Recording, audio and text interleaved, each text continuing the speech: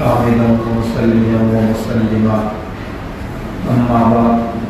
فأعوذ بالله من الشيطان الرجيم بسم الله الرحمن الرحيم يا أيها الذين آمنوا كتب عليكم الصيام كما كتب على الذين من قبلكم لعلكم تتقون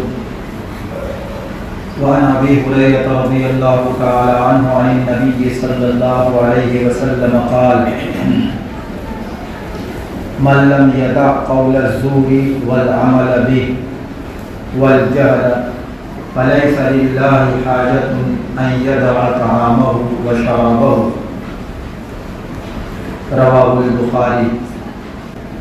معزز سامعین کرام، رمضان المبارک کا مبارک مہینہ چل رہا ہے، 2-3 دن گزر گئے ہیں۔ روزہ کس لیے فرض کیا گیا ہے؟ اللہ تبارک و تعالی ہمیں بھوکا رکھ کر کے کس طرف دعوت دے رہے ہیں، کون سا میسیج دینا چاہتے ہیں، روزے سے کیا مقصود ہے اور روزے کا کیا تقاضا ہے۔ میں نے آیت کریمہ پڑھی اور 1-2 احادیث پڑھی۔ آیت کریمہ کے اندر اور حدیث نبوی کے اندر روزے کا مقصد بتلایا گیا ہے، روزے کا مطلوب بتلایا گیا ہے، اور بڑے بلیغ اور عمدہ انداز میں اللہ تبارک و تعالی نے مومنوں کو خطاب کر کے فرمایا کہ اے مومنوں، یہ روزہ ایسا نہیں ہے کہ تم پر ہی صرف فرض ہے، بلکہ تم سے پہلی جو امتیں تھیں سب پر روزہ فرض تھا، اور روزے کے فرض ہونے کا مقصد لعلکم تتقون یہ ہے کہ تم تقوی اختیار کرنے والے بن جاؤ، متقی بن جاؤ، پرہیزگار بن جاؤ، اللہ کا ڈر تمہارے اندر پیدا ہو جائے، اللہ کا خوف پیدا ہو جائے۔ 24 گھنٹے کی جو زندگی ہے، زندگی کے ہر ساعت، زندگی کا ہر لمحہ، زندگی کا ہر منٹ، ہر سیکنڈ تمہارا اللہ تبارک و تعالی کی مرضی کے مطابق گزرنا چاہیے۔ نبی اکرم صلی اللہ علیہ وسلم سے نقل کرنے والے سیدنا ابو ہریرہ رضی اللہ تعالی عنہ فرماتے ہیں کہ رسول اکرم صلی اللہ علیہ وسلم نے ارشاد فرمایا من لم یدع قول الزور، کہ جو شخص جھوٹ بولنا نہ چھوڑے، زور کا معنی کذب کے ہیں اور باطل کے ہیں، کہ جو شخص جھوٹ بولنا نہ چھوڑے، والعمل به اور اس پر عمل کرنا نہ چھوڑے، یعنی باطل پر، جھوٹ پر عمل بھی نہیں کرنا ہے، باطل بات زبان سے کہنی بھی نہیں ہے، جھوٹ بولنا بھی نہیں ہے، جھوٹ پر عمل بھی نہیں کرنا ہے۔ فرمایا والجہل اور جہالت کی بات کو نہ چھوڑے۔ مفسرین میں سے حضرت عبداللہ ابن عباس رضی اللہ تعالیٰ عنہ سے مروی ہے جہالت کے تعلق سے کہ جہالت برائی کو کہا جاتا ہے، کہ جو شخص برائی کا ارتکاب کرتا ہے وہ جاہل ہوتا ہے۔ من عمل السوء فهو جاہل، جو برائی کرتا ہے، برا کام کرتا ہے وہ جاہل ہے۔ تفسیر طبری کے اندر یہ بات حضرت ابن عباس رضی اللہ تعالیٰ عنہ سے نقل کی گئی ہے۔ تو خلاصہ کلام اس حدیث کا یہ ہو گیا کہ جو شخص جھوٹ بولنا نہ چھوڑے، جھوٹ پر عمل کرنا نہ چھوڑے، باطل بات زبان سے نکالنا نہ چھوڑے، باطل بات پر عمل کرنا نہ چھوڑے اور برائی نہ چھوڑے، فَلَيْسَ لِلَّهِ حَاجَةٌ أَن يَدَعَ طَعَامَهُ وَشَرَابَهُ، تو اللہ کو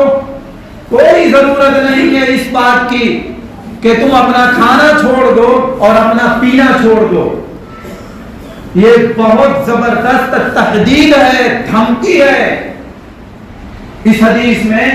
کہ اللہ تعالیٰ کو تمہارے روزوں کی حاجت نہیں ہے، تمہیں بھوکا رہنے کی حاجت نہیں ہے، تمہیں پیاسا رہنے کی حاجت نہیں ہے، جبکہ تم ایک طرف جھوٹ بھی بول رہے ہو،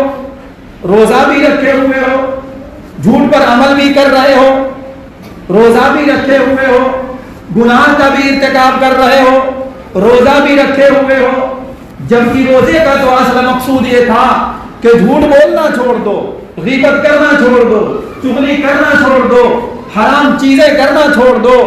باطل پہ عمل کرنا چھوڑ دو، باطل بولنا چھوڑ دو،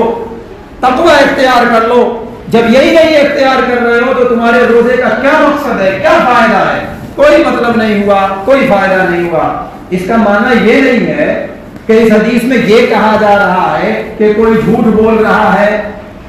کوئی باطل پہ عمل کر رہا ہے، کوئی گناہ کر رہا ہے تو وہ روزہ ہی نہ رکھے۔ نہیں، یہاں یہ بتلایا جا رہا ہے دھمکی آمیز انداز میں کہ ایسے روزے کا تو کوئی فائدہ ہی نہیں ہوتا، روزے کا جو اصل مقصد ہے وہ حاصل ہی نہیں جب ہو رہا ہے اس روزے سے، تو ایسے روزے سے کیا فائدہ؟ اس لیے میرے بھائیوں، بزرگوں اور دوستوں، رمضان المبارک میں خاص طور سے، عمومی طور پر پورے سال، پورے مہینے، پوری زندگی انسان اپنی زبان کی حفاظت کرے، اپنی نگاہ کی حفاظت کرے، اپنے اوقات کی حفاظت کرے، اپنے اقوال کی حفاظت کرے، اپنے اعمال کی حفاظت کرے کہ میں کر کیا رہا ہوں، میں کر کیا رہا ہوں، میری نگاہ کدھر جا رہی ہے، میں کون سا کام کر رہا ہوں۔ تو ان سب چیزوں کا اہتمام کرنا ضروری ہے۔ راوی حدیث حضرت ابو ہریرہ رضی اللہ تعالی عنہ ہے، فرماتے ہیں کہ ان کے بارے میں حلیۃ الاولیاء ابو نعیم رحمۃ اللہ علیہ کی ہے، اس کے اندر لکھا ہوا ہے کہ حضرت ابو ہریرہ رضی اللہ تعالی عنہ جب سحری کھا لیا کرتے تھے تو مسجد میں تشریف لاتے تھے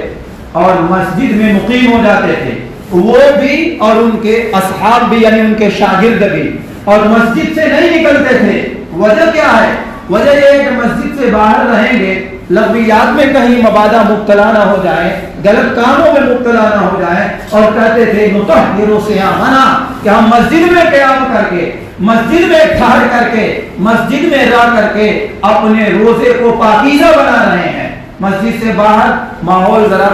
گندا ہے، کہیں ایسا نہ ہو کہ اسی ماحول میں میں بھی مل کر کے غلط باتیں نہ کرنے لگوں، غلط کام نہ کرنے لگوں اور میرا روزہ مجروح اور خراب نہ ہو جائے۔ اس لیے وہ مسجد میں قیام پذیر ہو جایا کرتے تھے، اپنے ساتھیوں کو، اپنے اصحاب کو لے کر کے، اور کہتے تھے نطہر صیامنا، ہم اپنے روزے کو پاکیزہ بنا رہے ہیں۔ اس لیے ضرورت اس بات کی ہے کہ ہم بھی اپنے اوقات کی حفاظت کریں اور زیادہ سے زیادہ وقت مسجد میں گزاریں۔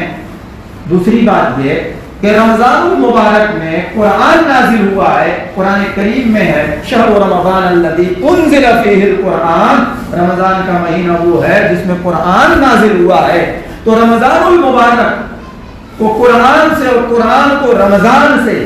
بڑا گہرا تعلق ہے، بڑی اونچی نسبت ہے، اور وہ یہ کہ اسی مہینے میں قرآن نازل ہوا ہے۔ نبی پاک صلی اللہ علیہ وسلم حضرت جبریل امین کے ساتھ دور فرمایا کرتے تھے۔